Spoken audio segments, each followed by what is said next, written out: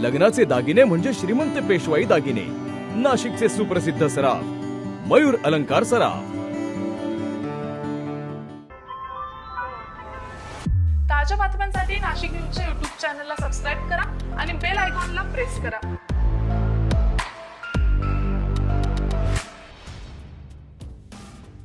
नाशिकमध्ये थंडीचा कडाका वाढत असल्यानं सकाळी शाळेत जाणाऱ्या लहान मुलांच्या आरोग्यावर विपरीत परिणाम होऊ नये याबाबत महापालिका शिक्षण विभागानं खबरदारी घेत शाळेच्या वेळेत बदल केला।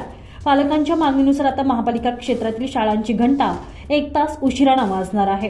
अर्थात मनपाच्या शाळा आता सकाळी 7 ऐवजी 8 तर खासगी शाळा 8 ऐवजी 9 वाजता भरणार आहेत। बुधवारी म्हणजेच आजपासून या निर्णयाची अंमलबजावणी केली जाणार असल्यानं मनपा प्रशासनाधिकारी BT पाटील यांनी सांगितलंय।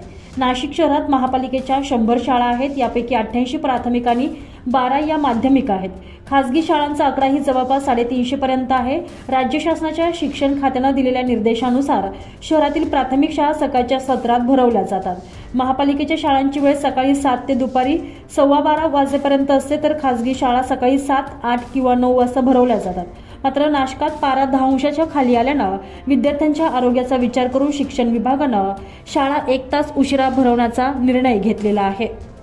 नाशिकमधील तापमानाचा पाराही घसरल्यानं महापालिकेच्या शिक्षण विभागानं आज बुधवारपासून शाळेच्या वेळेत बदल करण्याचा निर्णय घेतलाय। त्यानुसार महापालिकेच्या शाळा सकाळी 7 ऐवजी 8 वाजता भरतील, तर खासगी शाळांना त्यांच्या वेळेनुसार 1 तास वाढ करण्याचे निर्देश मनपा शिक्षण विभागानं शाळा व्यवस्थापन समितीला दिलेले आहेत।